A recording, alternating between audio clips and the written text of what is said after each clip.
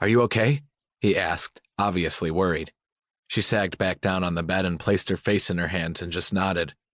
"I don't know what happened," she said. "I woke up just as if—" She stopped and shook her head. "I don't know. Maybe it was a nightmare.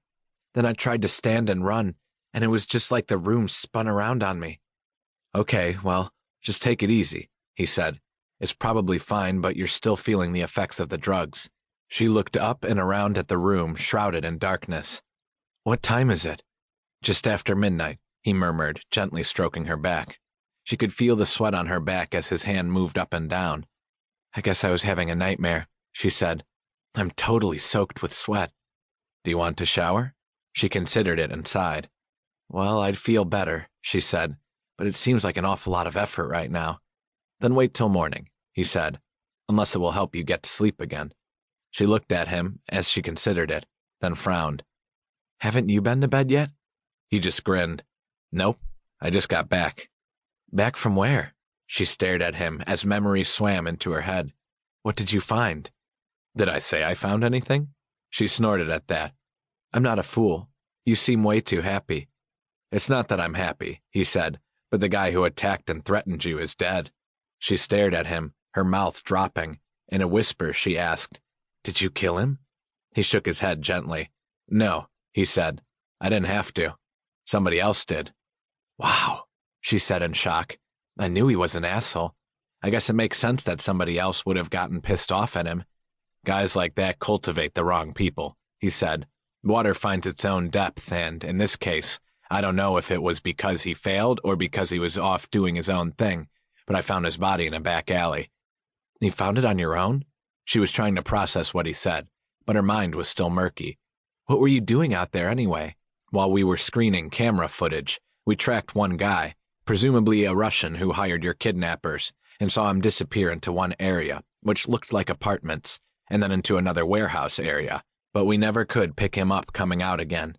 So I went to the apartment building, and, while I was out, I found somebody else, probably a middleman in this scenario, that I ended up playing a bit of a cat-and-mouse game with," he said calmly. "As it turned out, I headed back to the warehouse area where this Russian guy had disappeared, and me and my new friend found your pervert's dead body inside." "So your new friend didn't kill him either?" "Not from what I could tell, unless he doubled back around to make it look like it wasn't him." "I don't trust anybody anymore," she said. "It could have been him. It could have been anybody." "Exactly," he said cheerfully.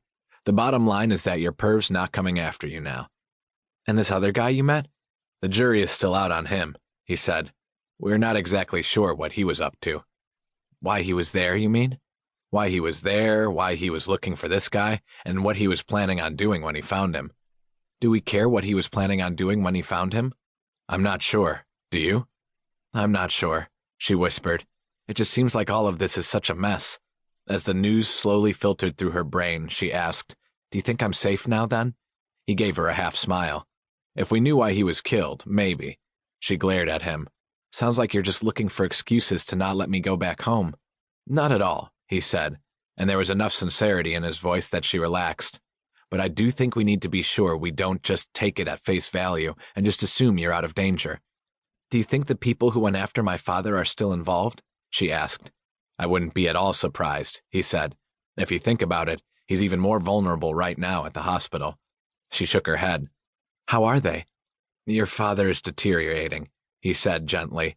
Her gaze widened as she assimilated the words, almost like a blow. "I need to go to the hospital then," she said immediately. "And I can pave the way, if that's what you want," he said. She nodded, swung her legs around the side of the bed, and stood. A little more secure than last time, she said, "I'll just use the bathroom and then we can go." After she used the facilities, she washed her face, trying to clear her head. Her father's deteriorating condition wasn't something she really wanted to deal with right now. She was a confused bag of emotions over his actions and subsequent reconciliation with her mom. The thought that her mom could be dying was something she couldn't deal with either. With her arms wrapped around her chest, she stepped back out,